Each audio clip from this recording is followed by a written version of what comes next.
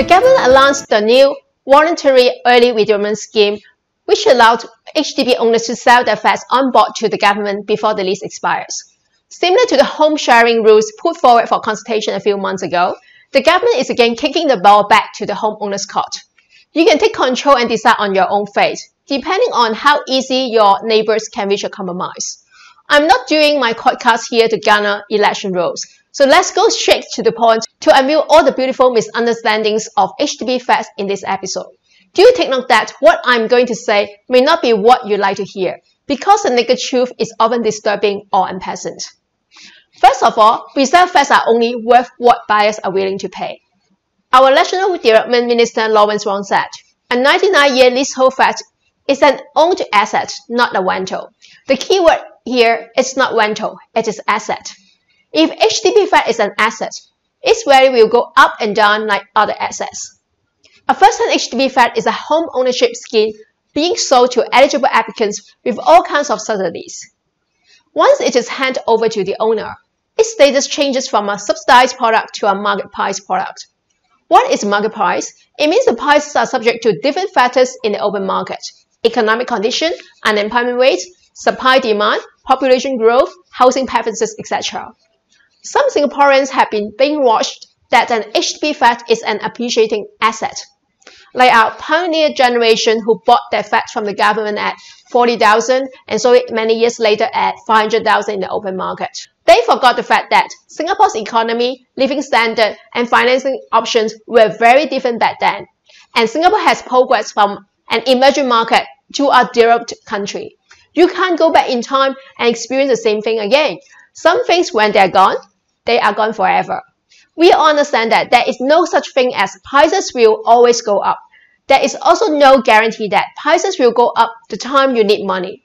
No one can guarantee that you can have a booming HDB resale market the time you need to sell your flat. 100,000 cash overvalue is not possible anymore. A million resale flats is just an exceptional case.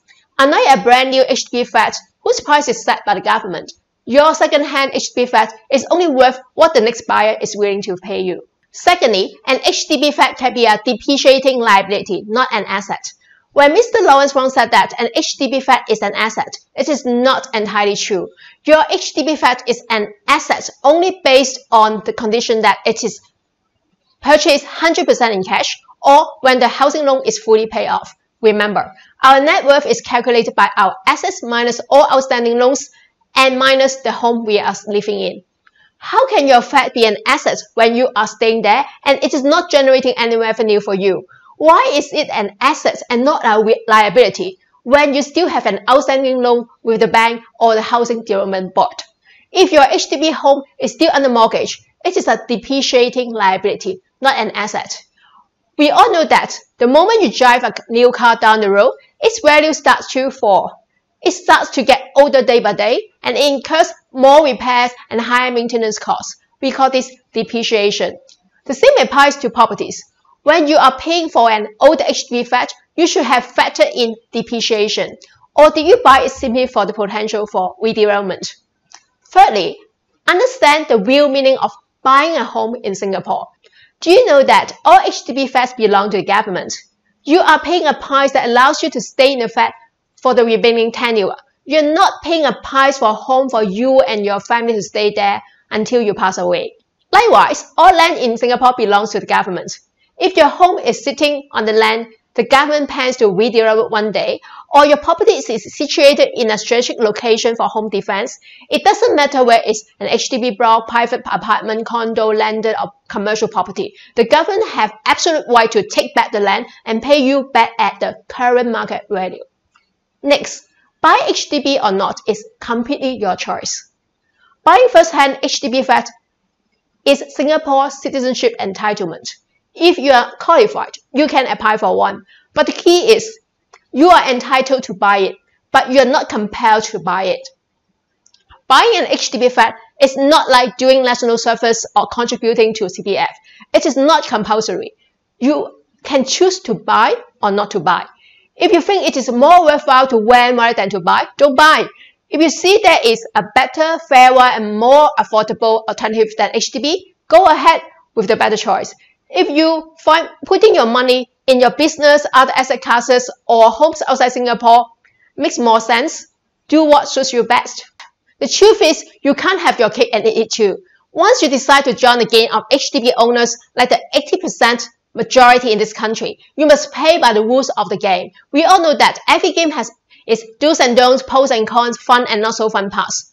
You enjoy the subsidies, rebates, concessions and vouchers from the government using taxpayers' money. You have to follow strictly the HDB guidelines, home improvement program, SERPs, WERPs, or any future development plan of the government. Be fair. It's you who decide to be in. Don't complain. When you're paying for the price of a donut, you can't complain why the middle part of the circle is missing. If you want to enjoy the same rights as private homeowners in upgrading work and collective sale, fine, go and buy condo then.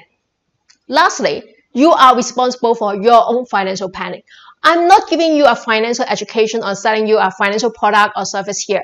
I'm saying that because this is exactly what you need to do.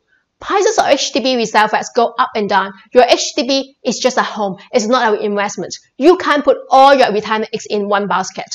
Who is responsible to decide whether you can afford certain type of flat?